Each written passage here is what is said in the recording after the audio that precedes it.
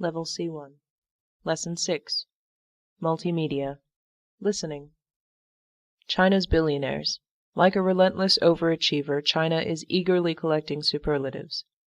It is the world's fastest-growing major economy. It boasts the world's biggest hydropower plant, shopping mall, and crocodile farm, home to 100,000 snapping beasts.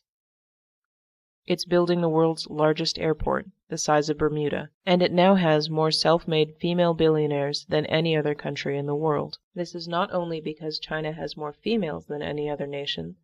Many of these extraordinary women rose from nothing, despite living in a traditionally patriarchal society. They are a beguiling advertisement for the new China, bold, entrepreneurial, and tradition-breaking. Four standouts among China's intriguing new superwomen are Zhang Xin, the factory worker turned glamorous real estate billionaire, with 3 million followers on Weibo, China's Twitter; talk show mogul Yang Lan, a blend of Audrey Hepburn and Oprah Winfrey; restaurant tycoon Zhang Lan, who as a girl slept between a pigsty and a chicken coop; and Peggy Yu Yu, co-founder and CEO of one of China's biggest online retailers. None of these women inherited her money, and unlike many of the richest Chinese who are reluctant to draw public scrutiny to their path to wealth, they are proud to tell their stories. How did these women make it to the top in the wild, wild East? Did they pay a price either in their family or their professional lives? What was it that distinguished them from their famously hard-working compatriots? As I set out to explore these questions, my interest was partly personal. All four of my subjects lived for extended periods in the West.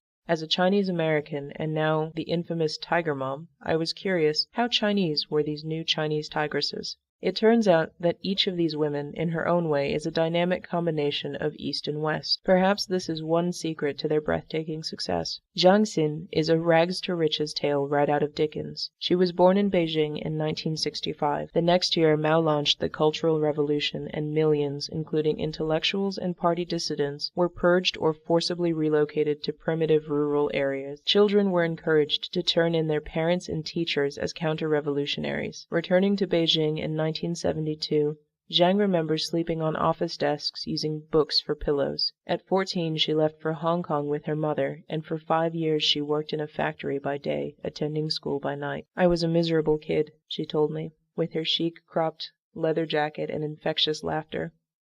The co-founder of the $4.6 billion Soho China real estate empire is today an odd combination of measured calculation and warm spontaneity. "My mother drove me in school so hard. That generation didn't know how to express love. But it wasn't just me. It was all of China. I don't think anybody was happy. If you look at photos from those days, no one is smiling." She mentioned the contemporary artist Zhang Xiaogang, who paints cold, emotionless faces. That's exactly how we all grew up. At 20, desperate to escape, Zhang made her way to England with barely more than a dictionary, a walk, and a cleaver. "The minute I went to England, everything changed," she said. "Back home, it was unthinkable that someone like me could go to university. But in England, who doesn't go to university? It was like, if you don't have money, you can apply for grants." Thus began Zhang's love affair with the West.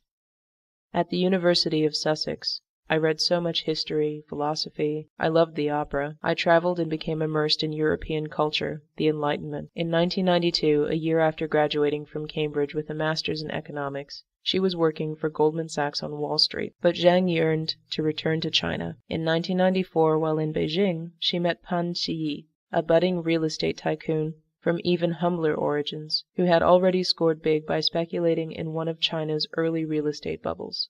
Sparks flew, and Pan proposed 4 days later. The next year, the two founded the company that would soon become Soho China. The early days weren't easy. Zhang's unabashedly Western outlook clashed with her husband's more traditional ways, and they fought incessantly.